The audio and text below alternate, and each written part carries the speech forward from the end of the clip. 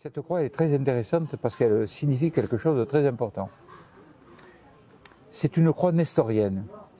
C'est-à-dire qu'à l'origine, elle est née en Syrie, il y a très longtemps, probablement 1000 ans avant notre ère. Sa signification est tout à fait remarquable. Alors ça, c'est la... tu peux l'approcher 30 secondes, s'il te plaît? Parce que celle-là est intéressante, parce que ce n'est pas tout à fait la croix occitane. Ça, c'est une croix nestorienne de deuxième génération. Voilà. Alors voilà, donc c'est la croix nestorienne de deuxième génération. En fait, non, pas du tout. Tu m'as montré que celle-là tout à l'heure. Tu m'en as pas montré une autre? Alors ça celle-là, c'est beaucoup plus radical. Ça, c'est la croix templière. Ça, c'est la croix du temple. On va la montrer. Oui, c'est la croix du temple. Ça, c'est la véritable croix du temple, c'est la croix ancrée, parce que contrairement à ce qu'on croit, la croix patée n'est pas la croix du temple. La croix du temple, c'est la croix ancrée, celle-là. C'est-à-dire que les bords font des encres comme ça. Et très simple.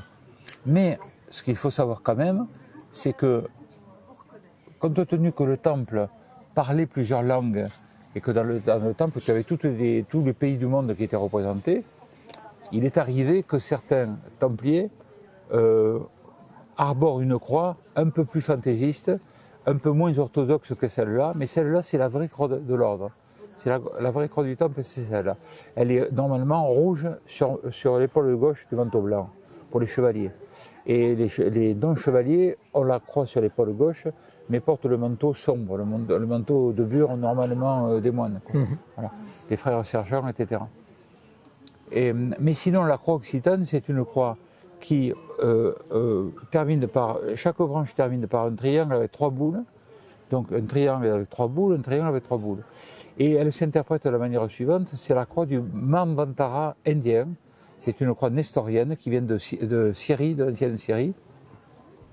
Et elle veut dire 4 saisons dans une année, 3 mois dans chacune des saisons, mais en ramenant en grand, c'est 4 ères dans chacun des âge d'or, âge d'argent, âge d'airain et âge de fer, qui durent chacun environ 26 500 ans, ce qui nous donne la totalité d'une grande année terrestre, avec chaque fois 3 ères de 2000 et quelques années.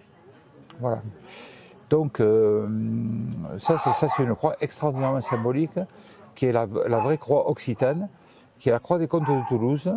Et les comtes de Toulouse l'ont hérité de Raymond de Saint-Gilles, un des premiers comtes de Toulouse, qui l'a ramené d'Orient, et c'est une croix dite nestorienne, donc croix syriaque nestorienne. Voilà. D'accord. Voilà. Mais bon, il y a plusieurs dénonciations de choses comme ça, mais sans aucune critique, parce que c'est toute l'agrégation de ces légendes qui ont fait aussi l'image que nous avons du catharisme aujourd'hui.